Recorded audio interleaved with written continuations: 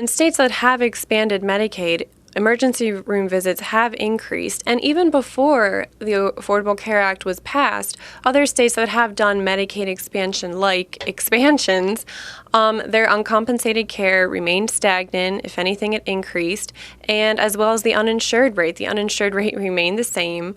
Maybe it increased a little bit, but there really is no solid evidence that an expansion of a publicly funded health insurance program improves patient health care. So what do we do?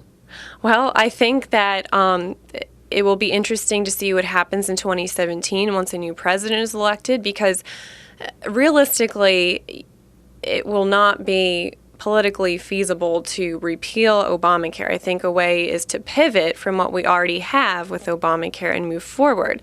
A way is to reduce regulations so healthcare won't be so costly, and that will enable low and middle class individuals to be able to purchase and afford monthly premiums and afford private coverage that delivers better quality care. You have written about block granting some of these funds. What do you mean by that? A block grant is that, an X amount of money is allotted to states, and therefore states would have more control over how they administer certain programs. So if a block grant was allotted to North Carolina to fund its Medicaid populations, I think the state would have a lot more control over how it does that.